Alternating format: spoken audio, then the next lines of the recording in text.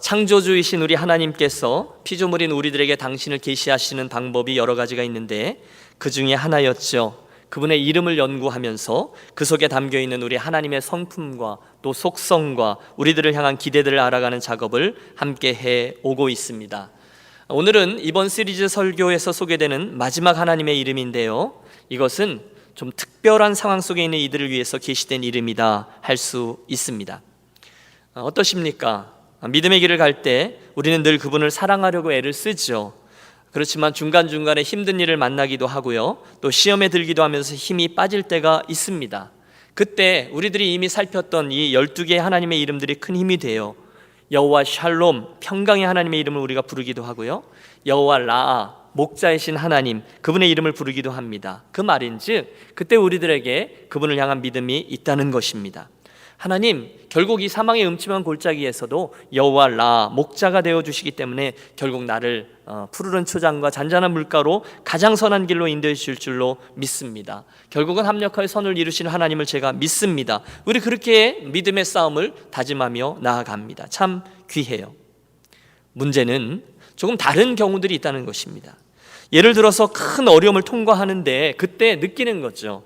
이건 내가 잘못해서 벌을 받는 거다, 그런 생각이 드는 경우입니다. 혹시 그런 경험 있으신지요? 오늘 내가 이런 어려움을 당하는 것은 당연하다, 내가 잘못한 그때 그 일 때문일 거야, 따라서 지금은 아무리 내가 회개해도 내가 이 죄값을 다 치르기까지는 하나님 나로 하여금 반드시 벌을 다 받게 하실 거야, 아마 그때의 그 범죄와 실수 때문에 지금은 기도해도 소용이 없을 거야, 그렇게 생각하는 경우 말입니다. 나의 실수나 나의 죄악으로 인해서 감당해야만 하는 어려움을 겪을 때 여러분 얼마나 힘이 든지 몰라요. 그런데 여러분, 그때에도 기뻐하고 감사하십시오.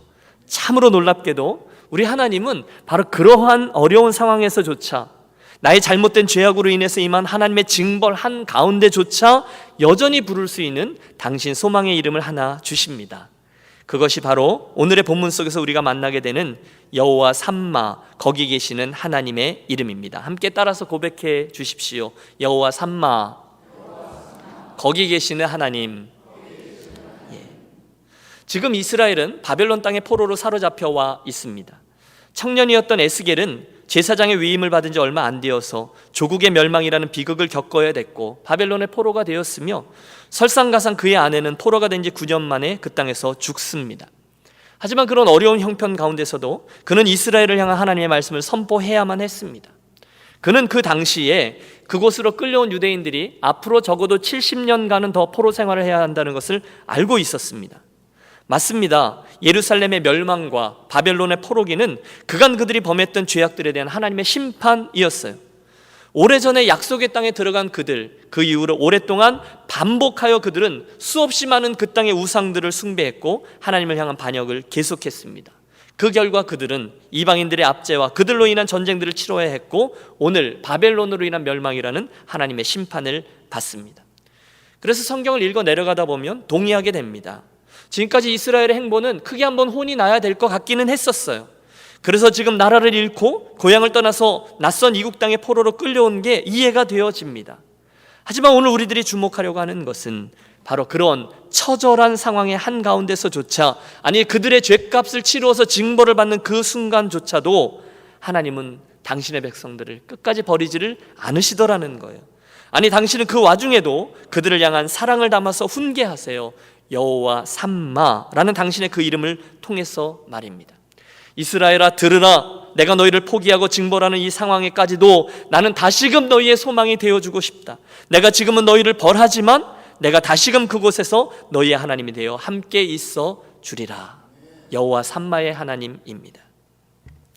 여러분, 사실 이 에스겔서 전체의 제일 마지막, 그것도 48장의 제일 끝 문구로 등장하고 있는 이 여호와 삼마라는 이름은 원래는 당신의 도성인 예루살렘을 지칭하기 위해서 만들어진 특별한 용어였습니다. 오늘의 첫 번째 본문을 보십시오. 그 사방의 합계는 17,000척이라 그날 후로는 그 성읍의 이름을 여호와 삼마라 하리라. 여러분, 여기 나오는 이 삼마라는 단어는 단순히 거기, there라는 그런 뜻입니다.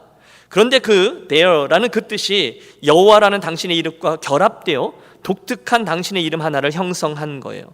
하나님이 거기 그 예루살렘 성을 당신의 이름으로 묶어 지명하면서 그날 후로는 그 성읍의 이름을 여호와 삼마라 하리라. 즉 여호와께서 거기 함께 계시다 함이라. 그 희망의 말씀, 회복의 말씀, 약속의 말씀을 주시는 거죠. 역사적으로 그 예루살렘이 멸망하기 전에 그곳에는 총 3번의 바벨론의 침략이 있었습니다. 선지자들 중에 다니엘 선지자는 첫 번째 바벨론의 침공 때 포로로 끌려간 것이고요, 오늘의 주인공인 저 에스겔은 느부갓네살 왕의 2번째 침공 때 포로로 끌려간 것입니다. 그런데 주지할 점은 그때까지는 아직 예루살렘 성이 완전히 파괴되지를 않았다는 것입니다. 다시 말해서 지금 에스겔이 바벨론으로 끌려가서 처음 에스겔서 1장을 쓰기 시작했을 때에는 예루살렘이 아직 그 자리에 그렇게 서 있었다는 거예요. 그러므로 에스겔서 1장을 열면서 에스겔은 앞으로 일어날 그 예루살렘 성의 처절한 멸망을 예언해야만 했습니다. 여러분, 그날 에스겔의 예언 방식은 무척이나 독특했습니다. 그는 우선 예루살렘 성전의 모형도를 이렇게 만들어 놓고요, 거기에 장난감 같은 무기나 토성들을 쌓아 놓습니다. 그리고 모로 좌편으로 390일을 눕고요, 그 다음에는 우편으로 똑같이 모입니다. 40일을 눕습니다. 그리고는 자기의 머리털과 수염을 깎아서 그 모형인 예루살렘 주변에 흩뿌려요. 뭐죠? 이 행위는 예루살렘 성이 그렇게 처참하게 멸망하게 될 것이다라는 의미였습니다. 하지만 이스라엘은 그 에스겔의 그 예언의 말씀을 제대로 듣지 않습니다. 두려운 심판의 메시지였지만 그들은 설마 예루살렘이 정말 멸망하겠어? 그 성읍이 어떤 성읍인데, 그 성은 다윗의 언약으로 특별한 보호하심을 받는 여호와의 도성이잖아, 하나님이 지키시겠지, 그렇게 생각한 거예요. 하지만 하나님의 에스겔서에서 분명히 말씀하십니다. 너희들 희망을 버려라. 너희는 지금 심판을 받고 있는 거다. 너희는 지금 내 진노 중에 있다. 다시금 구원받을 수 있을지도 모른다는 그 희망을 완전히 버려라. 들으라. 그 성은 반드시 멸망할 것이고 그것이 내 뜻이다. 끔찍한 메시지입니다. 혹시나 희망을 갖고 있다면 완전히 버리라는 메시지입니다. 하나님의 진노를 그냥 순순히 받아 당하라는 것입니다. 잠시 후에 에스겔서 33장 21절은 드디어 그 심판의 날이 완전히 도래했음을 말합니다. 우리가 사로잡힌 지 12년 10월 5일에 예루살렘으로부터 도망하여 온 자가 내게 나와 말하기를 그 성이 함락되었다 하였는데, 드디어 그 에스겔의 예언이 이루어졌습니다. 그 거룩한 성 예루살렘이 완전히 함락되고 파괴된 것입니다. 여러분, 그간 우리는 이스라엘의 역사한 가운데 늘 동행하시고 인도하시고 역사해 주신 하나님의 모습을 보아왔습니다. 그렇죠? 여러분, 성경을 보세요. 하나님은 단 한 번도 이스라엘을 고아와 같이 내버려 두시지 않으셨습니다. 오래전 출애굽기 13장입니다. 광야길을 가던 저들의 모습이 이렇게 그려지고 있어요. 여호와께서 그들 앞에 행하사 낮에는 구름 기둥으로 그들을 인도하시고 밤에는 불 기둥으로 그들에게 비춰 주야로 진행하게 하시니 낮에는 구름 기둥, 밤에는 불 기둥이 백성 앞에서 떠나지 아니하리라. 하나님이 그들과 같이 갔다는 거예요. 출애굽기 23장, 위기 가운데서도 하나님의 약속은 유효했습니다. 내가 내 사자를 내 앞에 보내어 길에서 너를 보호하여 너로 내가 예비한 곳에 이르게 하리니. 33장, 모세가 여호와께 고하되 주께서 친히 가지 아니하시려거든 우리를 이곳에서 올려보내지 마옵소서. 여호와께서 가라사대 내가 친히 가리라. 내가 너로 편케 하리라. 하나님은 늘 그들과 같이 가주셨다는 거예요. 그 증거가 광야에 있었던 그들의 성막과 언약궤입니다. 특별히 언약궤 위에 있는 시온좌에 우리 하나님께서 같이 가주시고 임재해 주셨다는 거예요. 내가 너희와 늘 함께하고 있다. 하나님은 이스라엘 역사 가운데 계속 그것을 보여주셨습니다. 중간중간에 위기도 있었습니다. 하나님의 사람 모세가 죽습니다. 하지만 하나님은 여호수아를 주시며 똑같은 약속을 하시죠. 내가 모세와 함께 있던 것과 같이 너와 함께 있을 것이라. 내가 너를 떠나지 아니하며 버리지 아니하리라. 예, 그 약속대로 하나님은 가나안 땅 정복 전쟁 내내, 여러분 아이성 전투를 기억하세요? 그 여리고성 전투를 기억하세요? 그들과 함께 해 주셨습니다. 사사시대는 어떻습니까? 똑같죠. 사사기 6장 기드온 사사를 부르실 때 내가 반드시 너와 함께 하리니 내가 미디안 사람 치기를 한 사람 치듯 하리라 약속하십니다. 여러분, 그 다음은 왕정시대예요. 우리가 지지난주에 토요일에 솔로몬의 성전 보온 기도를 함께 나누었는데요, 하나님은 솔로몬의 기도를 들으시고 당신의 영광의 구름 쉐키나를 이스라엘 성전 한가운데 가득 임재해 주셨습니다. 드리는 말씀이 이겁니다. 그분은 늘 언제나 이스라엘 백성들과 함께 거하고 또 동행해 주셨어요. 그리고 그 상징적인 도시의 중심에 바로 거룩한 시온성 예루살렘이 서 있는 것입니다. 시편 132편은 말씀합니다. 여호와께서 시온을 택하시고 자기 거처로 삼고자 하여 이르시기를 이는 나의 영혼이 쉴 곳이라 내가 여기 거할 것은 이를 원하였음이로다. 그만큼 이스라엘 백성들에게 있어서 하나님의 동행하심, 특별히 그 예루살렘이라는 도성에 하나님의 임재하심은 뗄래야 뗄 수 없는 그런 하나님과 이스라엘이 영원히 맺은 언약과도 같은 특별한 장소였습니다. 그러니 오늘 에스겔 선지자를 통해서 그 예루살렘이 멸망하고 완전히 회파될 것이다라는 메시지가 선포될 때 이스라엘의 그 이야기를 어떻게 쉽게 받아들였겠습니까? 그래서 그들은 듣긴 들었지만 심판을 받을지도 모른다는 상황을 이해했을지는 모르지만 그래도 하나님이 정말로 예루살렘을 버리고 그 땅이 회파되도록 내버려 두실 거라고는 믿지 않았던 거예요. 하나님이 그러실 리가 없죠. 그분은 단 한 번도 이스라엘을 떠나지 아니하셨고 그 거룩한 성 예루살렘과 그 성전에 늘 거하셨는데요, 그래서 그들은 그 말씀을 부인하고 말씀 받기를 거절합니다. 이해가 되십니까? 그러나 여러분, 그날 이스라엘이 몰랐던 것이 하나 있습니다. 그것은 우리 하나님이 다른 것은 다 용납이 되더라도 이것 한 가지, 우상 숭배의 문제만은 절대로 그냥 넘어가지를 않으시는 질투하시는 하나님이셨다라는 사실입니다. 그들은 출애굽기 20장에 십계명을 주실 때 하나님이 주셨던 경고를 기억해야만 했습니다.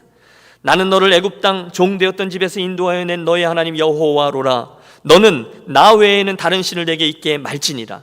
너를 위하여 새긴 우상을 만들지 말고 또 위로 하늘에 있는 것이나 아래로 땅에 있는 것이나 땅 아래 물속에 있는 것에 아무 형상이든지 만들지 말며 그것들에게 절하지 말며 그것들을 섬기지 말라.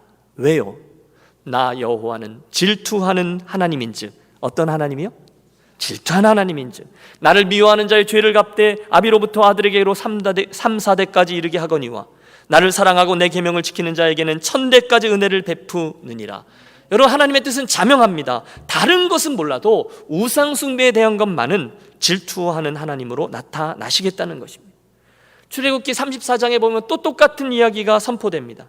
너는 다른 신에게 절하지 말라. 여호와는 질투라. 이름하는 질투의 하나님이니라.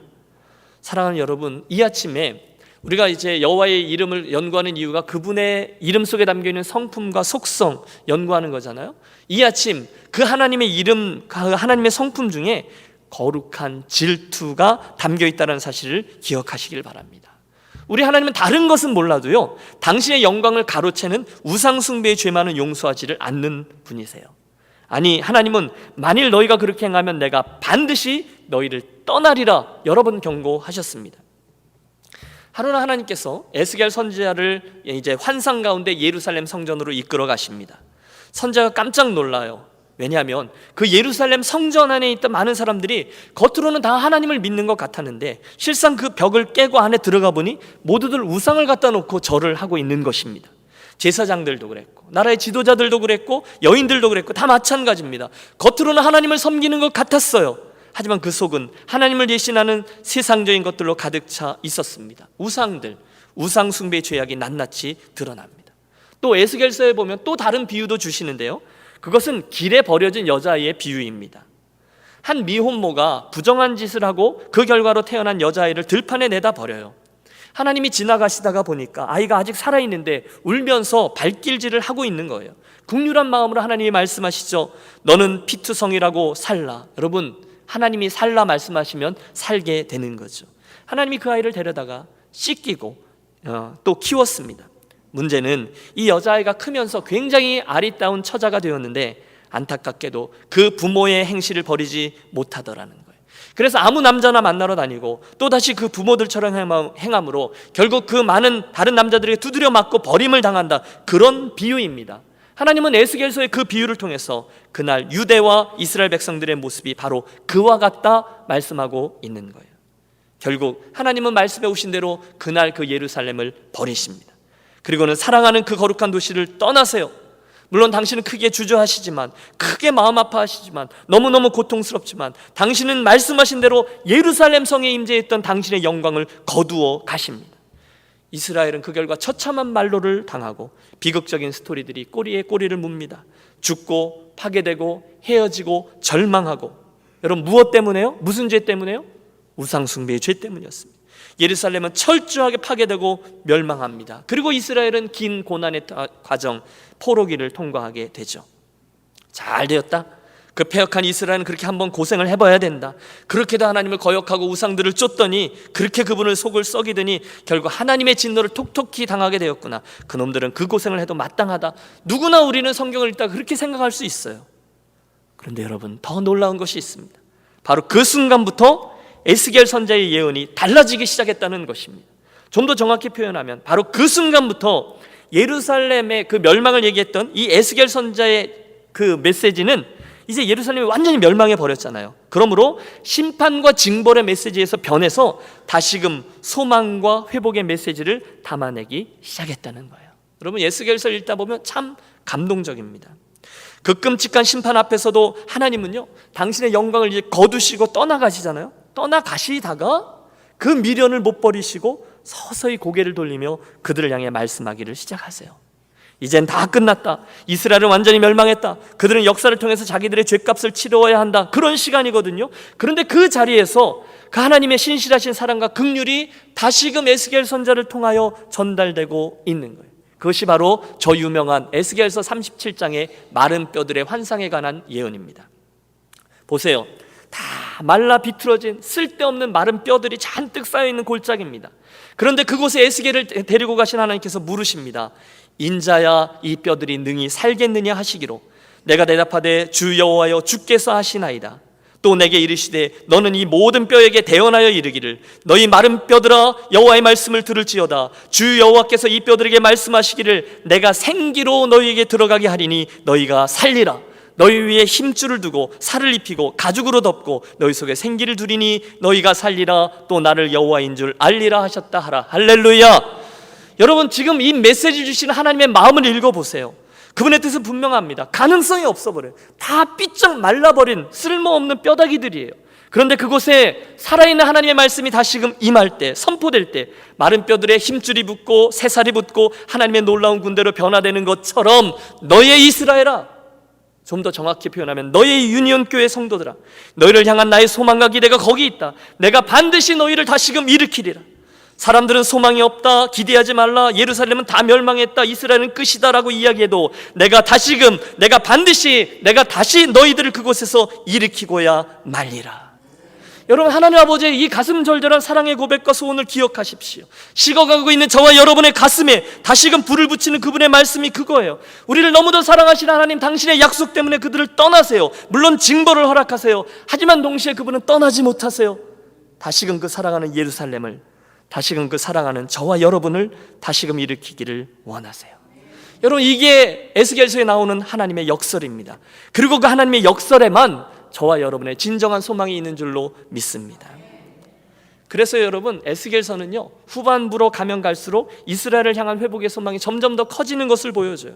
가슴 벅찬 환상이 계속 이어집니다. 여러분, 47장쯤 가보면 성전에서 흘러나오는 생명수에 대한 환상이 나옵니다. 하나님이 환상 가운데 에스겔을 다시금 예루살렘으로 데려가세요. 가보니 성전이 있는데 이미 파괴된 성전 말고 앞으로 세워질 하나님 나라의 성전이죠. 근데 보니까 그 성전의 문지방에서부터 생수가 흘러나오는데 자를 가지고 측량해 보니 이 생수가 점점 더 풍성해져서 처음에는 발목까지 차오르더니 곧 무릎까지 오고 그 다음엔 허리에 오고 그 다음에는 헤엄을 쳐야 할 만큼 이제 온몸이 잠기게 돼요. 그 온 세상을 다 살리고 죽음의 바다도 살리고 사막과도 같은 주위의 땅들을 모두 옥토로 변하게 하는 놀라운 환상이었습니다. 무슨 뜻입니까? 똑같습니다. 하나님이 에스겔에게 주신 비전은 그 망한 도시와 파괴된 성전에서 그 죽은 사람들이 패망한 하나님의 나라가 다시금 되살아나게 될 것이다 라는 비전입니다. 아무리 죽었던 사회이지만, 아무리 다 죽은 것처럼 보이던 땅이지만, 소망이 다 쓰러져 버린 그런 심령들이지만, 만일 그곳에 하나님의 생명수가 흐르기만 하면, 하나님의 살아있는 말씀이 다시금 선포되기만 하면 그들은 곧 일어나 큰 군대가 되고 큰 옥토가 되는 환상, 여러분, 그것이 바로 에스겔서에 나오는 하나님의 소원입니다. 그러므로 여러분, 에스겔서는요, 멸망을 예언하는 말씀이 아니에요. 에스겔서는 도리어 이스라엘과 저와 여러분의 회복과 치유를 전하는 소망의 말씀입니다. 정리해 볼까요? 에스겔서는 1장부터 32장까지 예루살렘 성의 멸망을 예언하며 여호와께서 거기 계시지 않는다라고 외칩니다.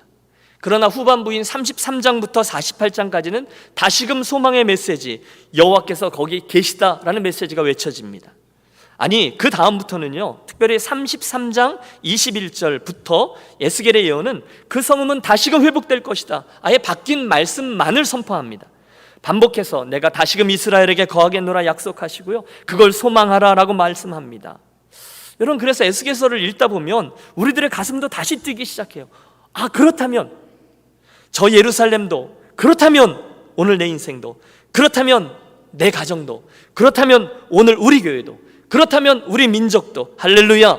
여러분, 그렇게 가슴이 고동치는데, 그러면서 드디어 오늘 우리가 함께 대했던 첫 번째 본문의 말씀, 에스겔서의 가장 마지막 절에 이르러서 이렇게 선포하며 이 메시지가 접혀지는 거예요. 맞춰지는 거예요.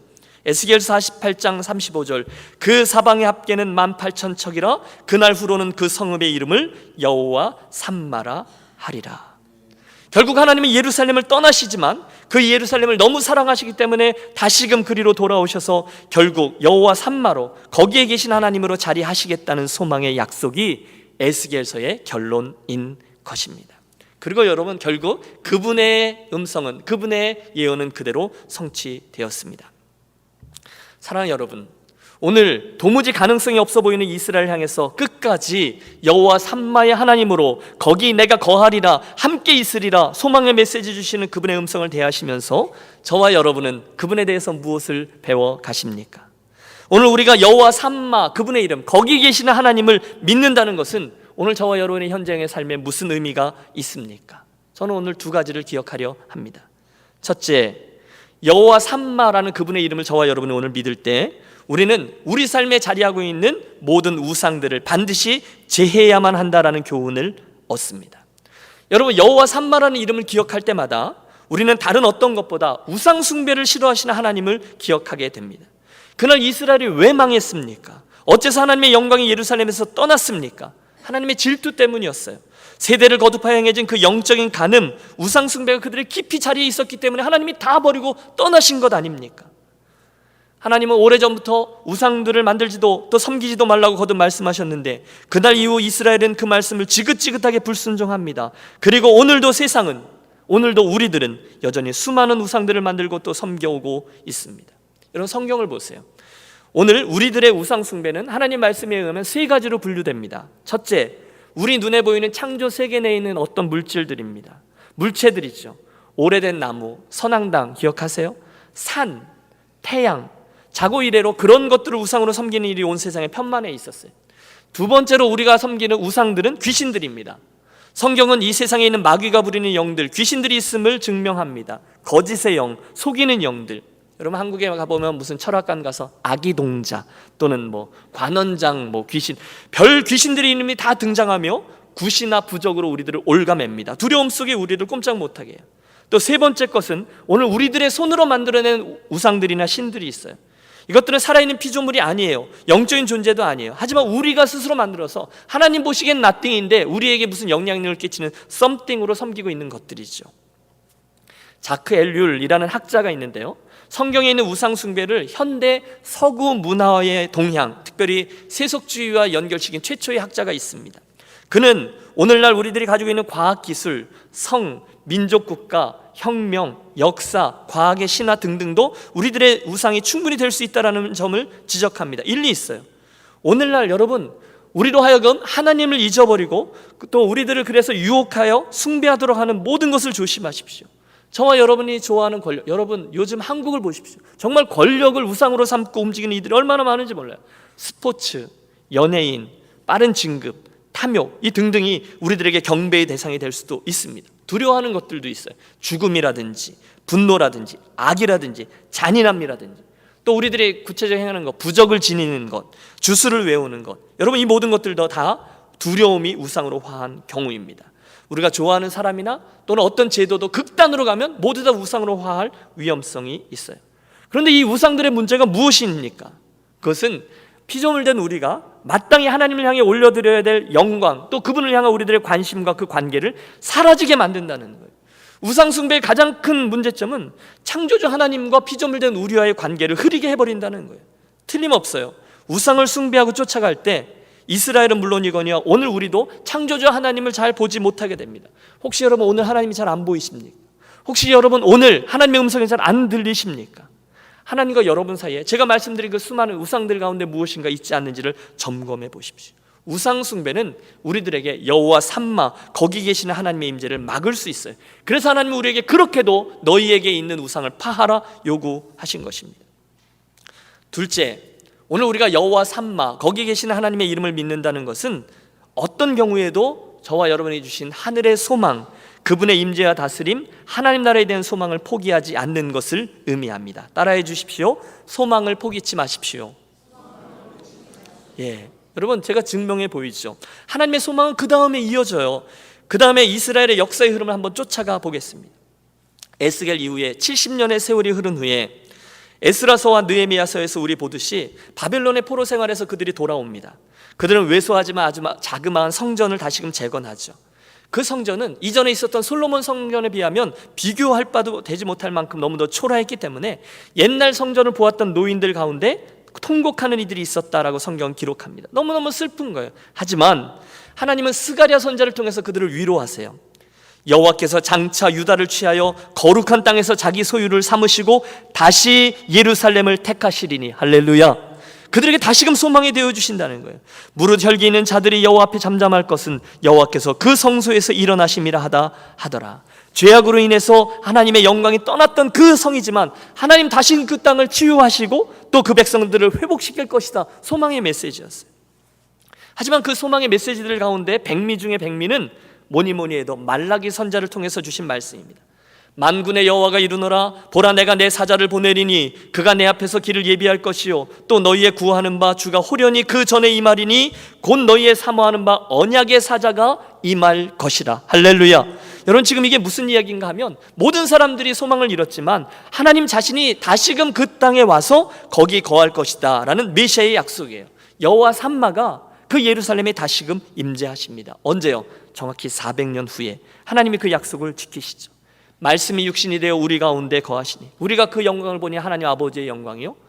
여러분, 그것이 예수 그리스도 독생자를 통한 말씀의 성취입니다. 예수 그리스도의 오심과 사역은 진정으로 여호와 삼마, 여호와께서 거기 계시다라는 말씀의 성취였습니다. 여러분, 제가 지금 말씀드린 하나님 약속이 어떻게 소망이 되고 어떻게 성취되는지가 보이십니까? 그걸 포기하지 말라는 거예요. 문제가 있죠. 사람들이 그 예수님을 맞이하지 않습니다.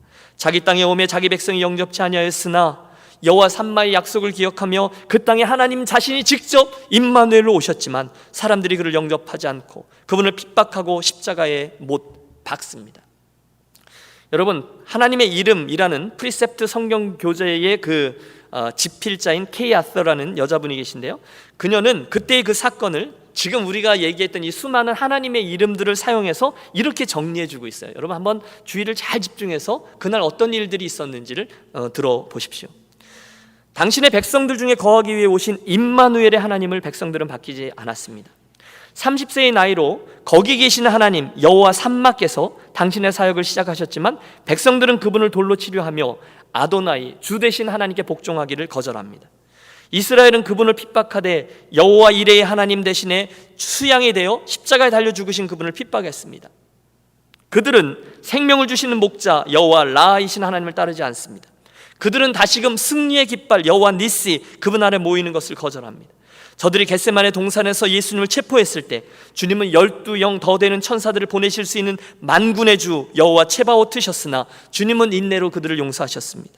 그들은 예수님께서 십자가에서 물과 피를 다 쏟으실 때 그것이 치료하시는 하나님 여호와 라파의 보혈이라는 생각을 하지 못했습니다.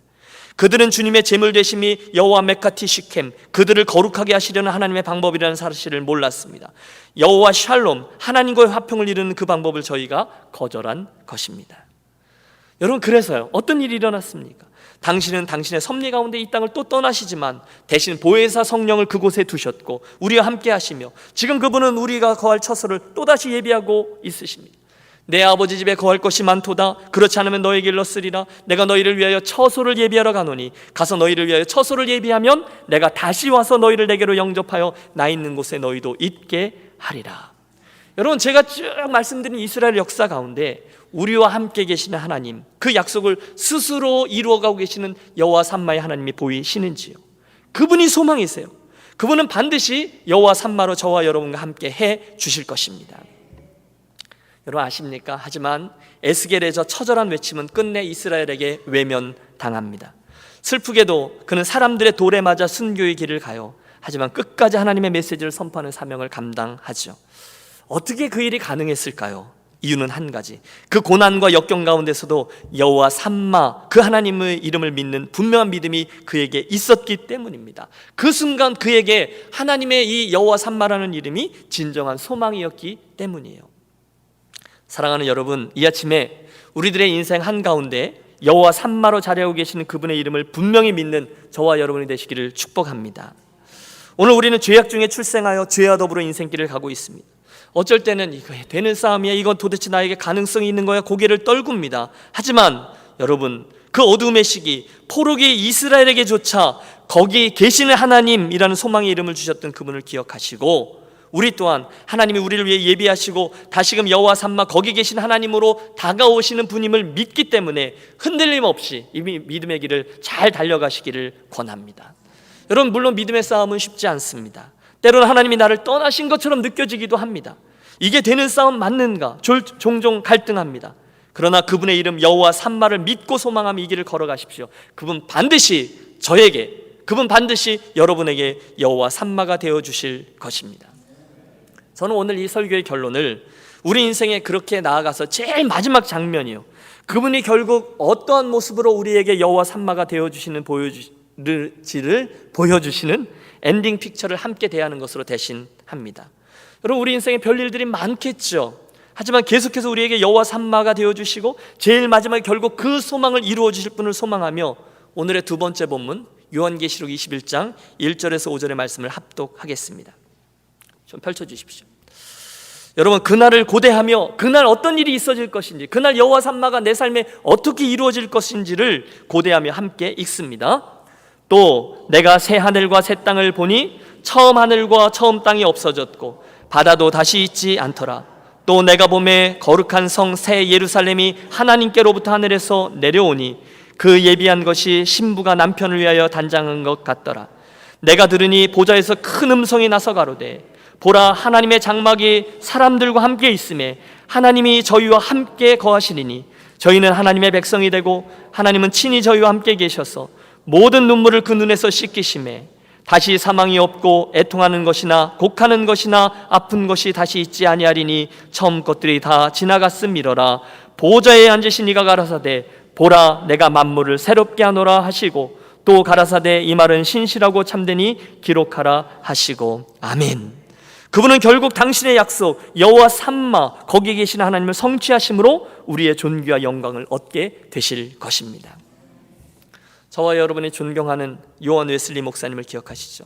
그분은 일평생 수고로운 사명을 잘 감당하시고 1791년 3월 2일 88세를 일기로 하여 하나님의 부르심을 받으십니다. 열흘 전에, 그 임종 있기가 열흘 전에 당신이 최선을 다해서 마지막 설교를 하신 후에 모든 기력이 쇠하여져서 병석에 누우셨죠. 그런데 그 침대에서 자꾸 무엇인가를 쓰려고 했는데 펜을 잡으실 수가 없으셨어요. 그래서 비서인 리치가 목사님 무엇을 쓰시려고 하세요? 말씀만 하세요. 제가 대신 쓰겠습니다 라고 묻자 목사님이 이렇게 대답합니다. 별로 쓸 것도 없다. 하나님께서 우리와 함께 계시다는 것 밖에. 이렇게 이야기합니다. 사람들에게 기도하고 찬송해달라 부탁합니다. 사람들이 기도할 때 목사님은 큰 소리로 아멘합니다. 이윽고 임종을 앞둔 목사님에게 사람들이 마지막 인사를 하려 할 때 두 손을 들고 이렇게 말씀합니다. 제일 좋은 것은 하나님이 우리와 함께 계심이라. 여러분, 인생을 살다 보면 때로는 하나님이 안 계신 것처럼 느껴질 때도 있어요. 심지어 내가 잘못해서 벌 받는 거라고 생각이 들 때도 있어요. 하지만 우리들의 믿음은 우리들의 감정이나 느낌을 초월하잖아요. 그때 그분의 이 이름을 믿고 붙들고 고백하십시오. 여호와 삼마 거기 계시는 하나님 나와 함께 하고 계심을 믿습니다. 소원하십시오. 어떤 상황에서도 이 소망을 놓치지 마십시오.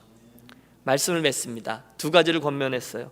오늘 저와 여러분의 인생에 혹시 자리하고 있는 우상들이 있으시다면 빨리 없애시고 돌이켜 여호와 삼마의 하나님을 놓치지 않는 저와 여러분이 되시기를 축복합니다.